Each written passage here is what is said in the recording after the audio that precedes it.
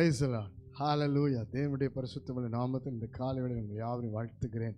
பிரியமானவர்களே, கர்த்தருடைய வார்த்தை ஆசீர்வாத மன்னா மூலமாய் உங்களை மீண்டும் சந்திப்பதில் மகிழ்ச்சி அடைகிறேன். கர்த்தர் உங்களை பார்த்து இந்த காலைவேளையில் தமது வார்த்தையின் வல்லமையை கொடுத்து உங்கள் வாழ்க்கையை ஆசீர்வதிக்கிறார். ஹalleluya. இந்த காலைவேளை வரைக்கும் உங்கள் வாழ்க்கையில் ஏதோ ஒரு பாதிப்பு, பலவீனம், சோர்வு, போராட்டம், பிரச்சனையில் சிக்கி என்ன செய்வதென்று தெரியாத சூழ்நிலையில் காணப்படலாம்.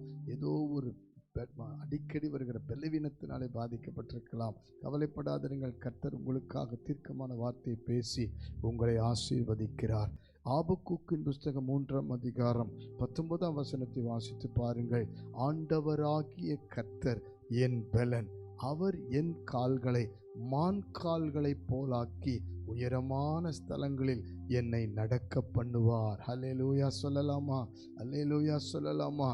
நம்முடைய வாழ்க்கை, நம்முடைய குடும்பம், ஒவ்வொரு வேலை, சம்பாத்திய காரியங்கள், கர்த்தருக்காக ஓடுகிற ஆவிக்குரிய ஓட்டம், விசுவாச வாழ்க்கை, ஊழிய பாதைகள் எல்லாவற்றிலும் கர்த்தர் பலன் தருவார். கை உயர்த்தி ஆமென் சொல்லுங்க பார்க்கலாம்.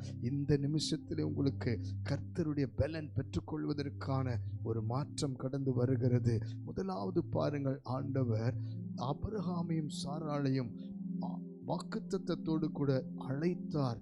ஆனால் 25 ஆண்டுகள் விசுவாச பலத்திலே கர்த்தர் நிரப்பி நடத்தினார். ஆதியாகமம் 15:1 நான் உனக்கு கேடகம் மகா பெரிய பலனுமாயிருக்கிறேன் சொன்ன அந்த வாக்குத்தத்தம் விசுவாசத்தை கொண்டு வந்தது.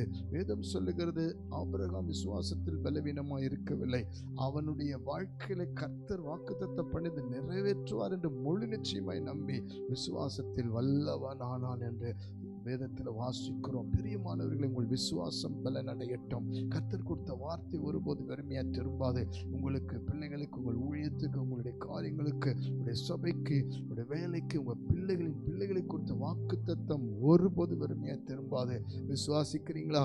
இன்று முதல் விசுவாச பலன் உங்களுக்குள் உண்டு. உங்களுக்கு கொடுத்த வாக்குத்தத்தை நிச்சயம் நிறைவேறும். ஹல்லேலூயா. அது மாத்திரமல்ல, சூரியச் செடியின் கீழ் அமர்ந்த ஒரு தேவனுடைய தீர்க்கதரிசி எலியா, அவன் வாழ்க்கையில பாருங்கள், ஒரு பயமுறுத்தல், ஒரு பலவீனம், ஒரு சோர்வு. இனி ஓட முடியாது, இனி எழும்ப முடியாது, இனி அவ்வளவுதான், என் ஊழியம் நின்று போனது, என்னுடைய வாழ்க்கை முடிந்து போனது, நான் இன்னும் எல்லாவற்றிலும் சாட்சியா இருக்க முடியாது. இப்படிப்பட்ட சோர்வின் ஆவியில பிடிக்கப்பட்டு ஆண்டவரை நோக்கி ஒரு தவறான ஜெபத்தை எடுக்கிறார். போதும் கர்த்தாவே, என் ஆத்துமாவை எடுத்துக்கொள்ளும் என்று சொல்லி தவறான ஜெபத்தை எடுக்கிறார்.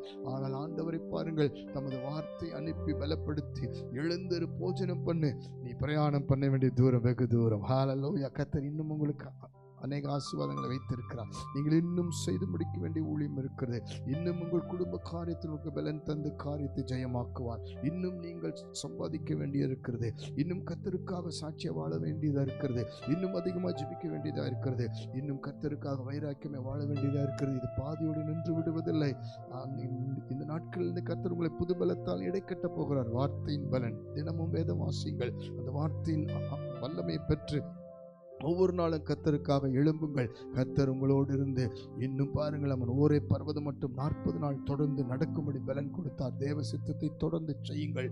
ஆண்டவருக்காக ஓட ஆரம்பிங்கள். வைராக்கியமாய் நிற்க ஆரம்பிங்கள். கர்த்தர் பலன் தருவார். அது மாத்திரமல்ல, தாவீதை பாருங்கள், சங்கீதம் 18:1 என் பலனாகிய கர்த்தாவை உம்மில் அன்பு கூறுகிறேன் என்று சொல்லுகிறார். அந்த பலனை கர்த்தர் கொடுக்கிறார். பாருங்கள், ஆராதிக்கிற மனுஷன், அபிஷேகம் பெற்ற மனுஷன் பலன் அடைவான். அல்லேலூயா.